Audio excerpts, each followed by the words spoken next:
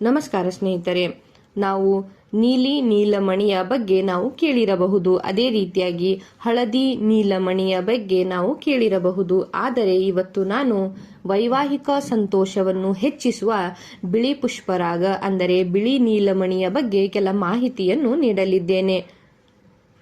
ಸ್ನೇಹಿತರೆ, ಬಿಳಿ ನೀಲಮಣಿಯು ಅಸ್ತಿತ್ವದಲ್ಲಿದೆ ಮತ್ತು ಇದು ಅನೇಕ ರತ್ನ ಪ್ರೇಮಿಗಳನ್ನು ಸೆಳೆಯುತ್ತದೆ. ಶುಕ್ರ ಗ್ರಹಕ್ಕೆ ಸಂಬಂಧಿಸಿರುವ ಈ ಅಮೂಲ್ಯವಾದ ಕಲ್ಲು ವಾಸ್ತವವಾಗಿ ಬಣ್ಣರಹಿತ ನೀಲಮಣಿಯಾಗಿದೆ ಮತ್ತು ವಜ್ರಕ್ಕೆ ಉತ್ತಮ ಬದಲಿಯಾಗಿದೆ, ಏಕೆಂದರೆ ಇದು ನೋಡಲು ವಜ್ರವನ್ನು ಹೋಲುತ್ತದೆ. ಸ್ನೇಹಿತರೆ, ಬಿಳಿ ಪುಷ್ಪರಾಗ ಎಂದು ಜನಪ್ರಿಯವಾಗಿ ಕರೆಯಲ್ಪಡುವ ಈ ರತ್ನವನ್ನು ಧರಿಸುವುದು ಐಷಾರಾಮಿ ಮತ್ತು ಆರಾಮದಾಯಕ ಜೀವನವನ್ನು ಹೊಂದುತ್ತಾರೆ ಮತ್ತು ಆರ್ಥಿಕ ಸಮೃದ್ಧಿಯನ್ನು ವೇಗಗೊಳಿಸುತ್ತದೆ.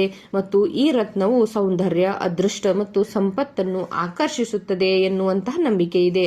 ಅದೃಷ್ಟ, ಬುದ್ಧಿವಂತಿಕೆ ಮತ್ತು ಅವಕಾಶದ ಅನುಗ್ರಹದ ಸಾರಾಂಶವಾಗಿರುವ ಈ ಶುಕ್ರ ಗ್ರಹದಿಂದ ಈ ಹರಳಿಗೆ ಅತ್ಯಂತ ಶಕ್ತಿ ಇದೆ ಎಂದು ಹೇಳಲಾಗಿದೆ. ಸ್ನೇಹಿತರೆ, ಬಿಳಿ ನೀಲಮಣಿ ಕಲ್ಲಿನ ಪ್ರಯೋಜನಗಳು ಏನು ಎಂಬುದನ್ನು ನೋಡಿ. ಬಿಳಿ ನೀಲಮಣಿ ಕಲ್ಲು ಅದನ್ನು ಧರಿಸುವವರಿಗೆ ಕಲಾತ್ಮಕ ಮನೋಧರ್ಮವನ್ನು ನೀಡುತ್ತದೆ ಮತ್ತು ಅವರಲ್ಲಿ ಸೃಜನಶೀಲತೆಯನ್ನು ಹೆಚ್ಚಿಸುತ್ತದೆ ಎಂದು ಹೇಳಲಾಗಿದೆ. ಅದೇ ರೀತಿಯಾಗಿ ಬಿಳಿ ನೀಲಮಣಿ ರತ್ನವು ವೈವಾಹಿಕ ಆನಂದವನ್ನು ಪಡೆಯಲು ಸಹ ಪ್ರಯೋಜನಕಾರಿಯಾಗಿದೆ ಎಂದು ಹೇಳಲಾಗಿದೆ ಮತ್ತು ಪ್ರಯಾಣ ಮತ್ತು ಪ್ರವಾಸೋದ್ಯಮ, ಸೌಂದರ್ಯ ಉದ್ಯಮ, ಕಲಾತ್ಮಕ ಪ್ರಯತ್ನಗಳು, ಆಮದು ಮತ್ತು ರಫ್ತು ಮತ್ತು ಅದೇ ರೀತಿಯಾಗಿ ಆತಿಥ್ಯದಲ್ಲಿ ಕೆಲಸ ಮಾಡುವ ಜನರಿಗೆ ಬಿಳಿ ನೀಲಮಣಿಯು ಅತ್ಯಂತ ಉಪಯುಕ್ತವಾಗಿದೆ. ಅದೇ ರೀತಿಯಾಗಿ ನಕಾರಾತ್ಮಕ ಶಕ್ತಿ ಮತ್ತು ಋಣಾತ್ಮಕ ಆಲೋಚನೆಗಳನ್ನು ರದ್ದುಗೊಳಿಸುತ್ತದೆ ಈ ರತ್ನ. ಆದ್ದರಿಂದ ಇದನ್ನು ನಾವು ಧರಿಸುವುದರಿಂದ ಮನಸ್ಸು ಶಾಂತಿ, ಶಾಂತತೆ ಮತ್ತು ಸಂತೋಷದಿಂದ ತುಂಬಿರುತ್ತದೆ ಎಂದು ಕೂಡ ಹೇಳಲಾಗಿದೆ. ಸ್ನೇಹಿತರೆ, ಬಿಳಿ ನೀಲಮಣಿ ಕಲ್ಲು ಸಂತಾನೋತ್ಪತ್ತಿಗೆ ಅಂಗಗಳ ಮೇಲೆ ಪರಿಣಾಮ ಬೀರುತ್ತದೆ ಎಂದು ಕೂಡ ಹೇಳುತ್ತಾರೆ. ಹೀಗಾಗಿ ಲೈಂಗಿಕ ರೋಗಗಳ ಚಿಕಿತ್ಸೆಗಳಲ್ಲಿ ಸಹಾಯವಾಗಿದೆ. ಆದರೆ ಇದಕ್ಕೆ ಸಂಬಂಧಿಸಿದ ಚಿಕಿತ್ಸೆಯನ್ನು ತಜ್ಞರ ಮಾರ್ಗದರ್ಶನದಲ್ಲಿ ಮಾತ್ರ ಪಡೆದುಕೊಳ್ಳಬೇಕು.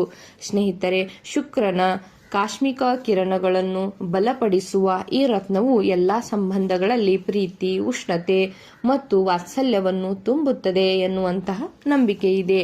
ಈ ರತ್ನ ದೋಷರಹಿತ ಮತ್ತು ಪಾರದರ್ಶಕ ತುಂಡನ್ನು ಧರಿಸುವುದು ಮುಖ್ಯವಾಗಿದೆ, ಏಕೆಂದರೆ ಯಾವುದೇ ಬಣ್ಣ ಅಥವಾ ಬಿರುಕುಗಳು ಧರಿಸಿದವರ ಮೇಲೆ ಪ್ರತಿಕೂಲ ಪರಿಣಾಮಗಳು ಉಂಟುಮಾಡಬಹುದು.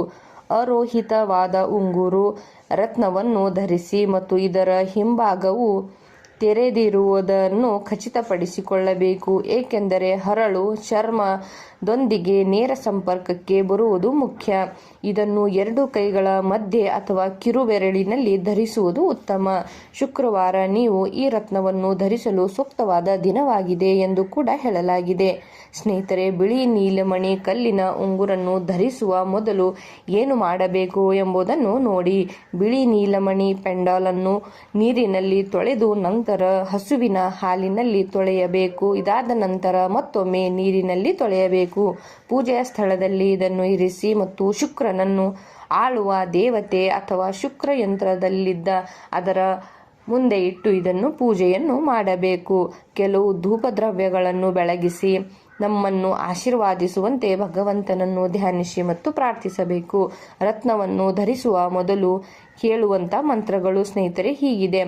16 ಬಾರಿ ಈ ಮಂತ್ರವನ್ನು ನಾವು ಪಠಿಸಬೇಕು. ಮಂತ್ರ ಹೀಗಿದೆ: ಓಂ ಶೂಂ ಶುಕ್ರಾಯ ನಮಃ ಎನ್ನುವಂತಹ ಮಂತ್ರವನ್ನು ಪಠಿಸಬೇಕು. ಉಂಗುರ ಬೆರಳಿಗೆ ಅಥವಾ ಕುತ್ತಿಗೆಯ ಸರದಲ್ಲಿ ಪೆಂಡಲ್ ಆಗಿ ಧರಿಸಿ ಮತ್ತು ಅದರ ಪ್ರಯೋಜನಗಳನ್ನು ಅನುಭವಿಸಲು ಪ್ರಾರಂಭಿಸಬೇಕು. ಸ್ನೇಹಿತರೆ, ಮಾಹಿತಿ ಇಷ್ಟ ಆಗಿದ್ದಲ್ಲಿ ಚಾನೆಲ್ನ ಸಬ್ಸ್ಕ್ರೈಬ್ ಮಾಡಿಕೊಳ್ಳಿ ಹಾಗೂ ನಿಮ್ಮವರೊಂದಿಗೆ ಶೇರ್ ಕೂಡ ಮಾಡಿ. ಧನ್ಯವಾದ.